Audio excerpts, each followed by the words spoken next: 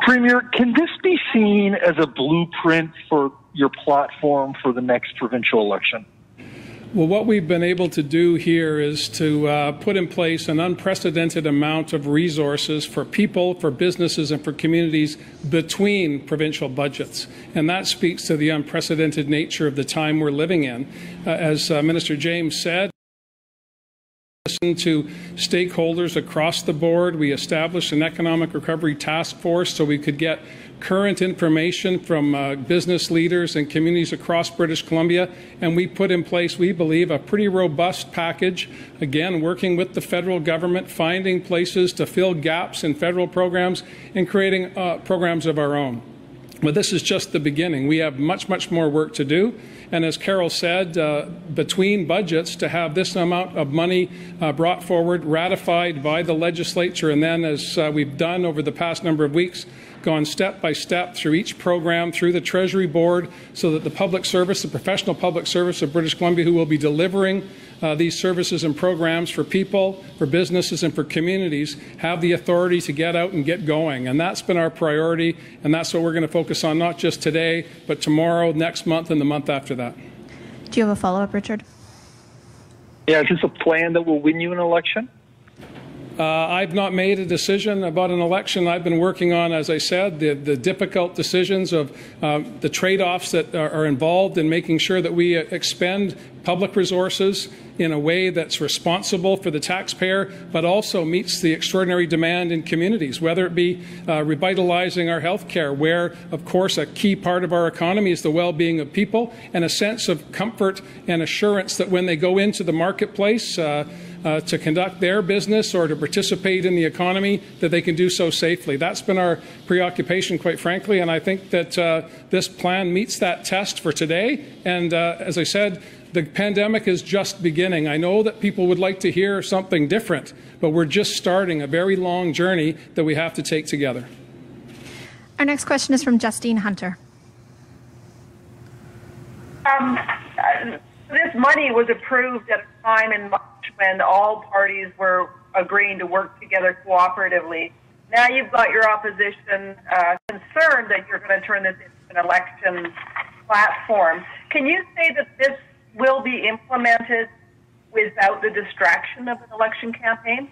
Absolutely. In response to the last question, I think I was pretty clear. Why we put the extra effort in is that so many times, and I've been involved in government for a long time, so many times governments make an announcement with money to follow. We know that we are in extraordinary times. We know that British Columbians want answers to the challenges ahead, and they want to do it by making sure that their government's focusing on people, on businesses, and on communities. And so these dollars are approved. The increase in the budget was ratified in the legislature, and the Treasury Board, which keeps tabs on government spending in the interests of the public, has gone through every chapter, every page of this document. The monies are approved, ratified, and they're going to be going out the door as quickly as possible.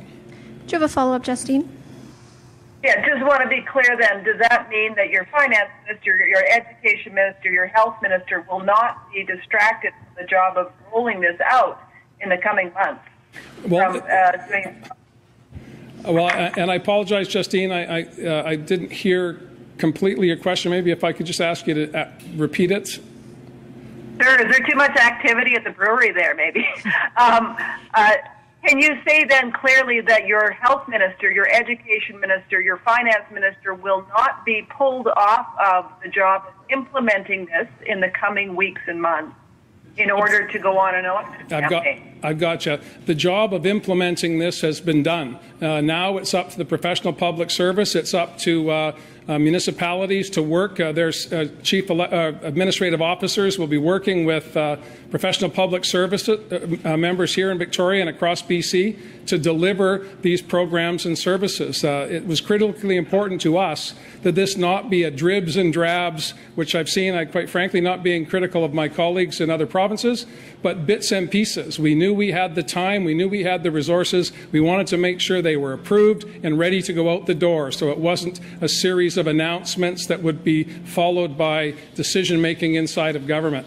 Minister Dix and I announced a significant chunk of the health spending because we wanted to make sure that people knew that help was on the way, whether it be the important work of finding 500 and now 600 contact tracers so that we can do the good work of allowing our public health officials to contain outbreaks of COVID-19 when they appear, but also to give hope that there are jobs for the thousands of people who have been displaced, many of them in the hospitality sector, to transition from that sector into public health and the delivery of services for people. This is exciting opportunities for those who were not seeing any opportunities a few weeks ago. And these dollars are approved, the decisions have been ratified, and now it's about implementation, and that is always involving the public service and involving those officials and those businesses that make applications. The applications will be ratified and go out the door.